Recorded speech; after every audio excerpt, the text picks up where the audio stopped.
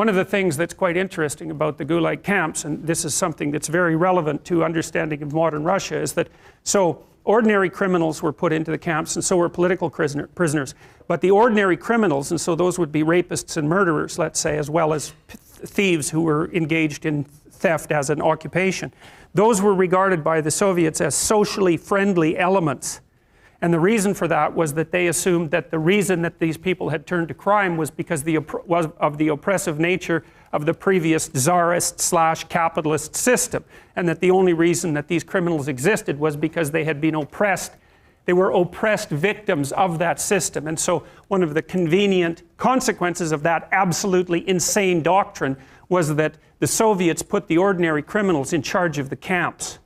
And these were very, very seriously bad people. And so you can imagine the way that they treated the political prisoners, who were regarded as socially hostile elements, sometimes because of their own hypothetically traitorous acts, but more often merely as a consequence of their racial or ethnic identity, or the fact that they were related by birth to, say, people who had been successful under the previous system, so who had any association with nobility or any association with what were known as the kulaks, who were the only successful class of former peasants in the Soviet Union, because they were regarded as privileged. You may have heard that word more recently.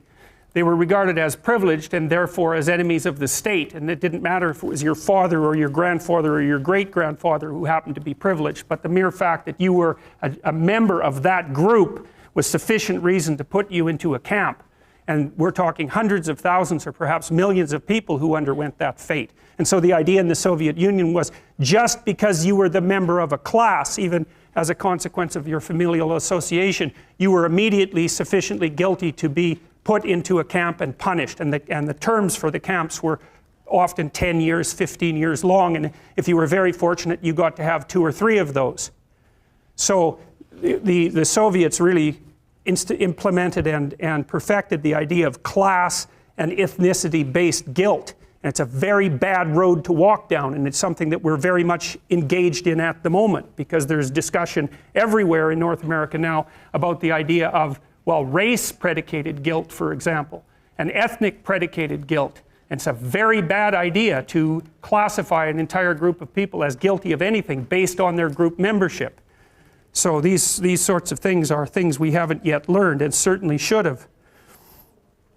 Now, the other thing that was very interesting about the Soviet, especially about the Gulag Archipelago, you see, it was released in the West in about 1973 or thereabouts. Now, the student movement of the 1960s was very much influenced by Marxist and communist doctrine, and that was especially the case in France, where the most reprehensible intellectuals of the 20th century have emerged, including all the damned postmodernists who've occupied the universities now, as far as I can tell.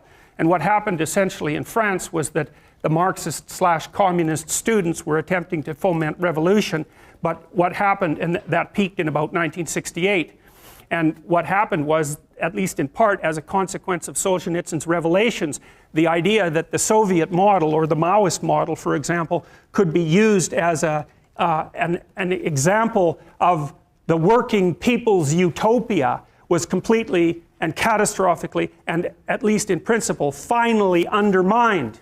Now, there had been, see, because the Western leftist intellectuals, right from 1919 forward, turned a blind eye to what was happening in the Soviet Union. Now and then they were invited there, even people who were very well regarded in the West were often invited, and who were sympathetic to the Soviet Union, were often invited there for a visit, and the Soviets would do the same thing the North Koreans do now when they invite foreigners to visit, which is that they would set up fake places for them to visit, called Potemkin villages, where everyone was thriving and doing well. The Nazis did the same thing with the concentration camps to begin with, especially the ones they established for children, and they would invite dim-witted leftist Western intellectuals to come to the Soviet Union and see the wonderful paradise that had been set up for everyone, which was a complete and utter facade and sham, and then they would go back to the West and report on how the utopia was progressing precisely according to the Marxist doctrines. And we knew from the 1930s forward, because Malcolm Muggeridge did this to begin with, who investigated what was going on in the Soviet Union,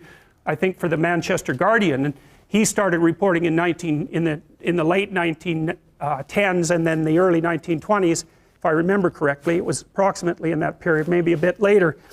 He recorded what was happening when the Soviets attempted to collectivize the peasant farmers. And so what they did was take all these people who were previously serfs, right, only a couple of decades previously, which was not much better than being a slave. You were basically property, and that was happening until about 1880 or thereabouts. The serfs were emancipated. Many of them ended up holding their own land, right, so the land was distributed from the nobles to the peasantry. That was something that Leo Tolstoy was involved in.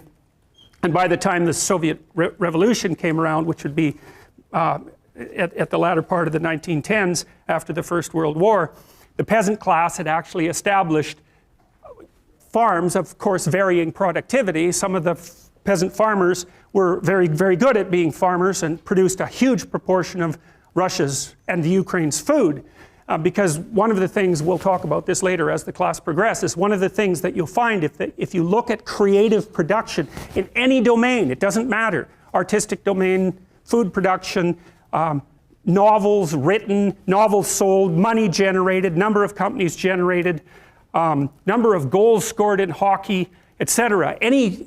Number of paintings painted, number of compositions written, anything like that, where the fundamental underlying measure is human productivity, what you find is that a very tiny percentage of people produce almost all the output.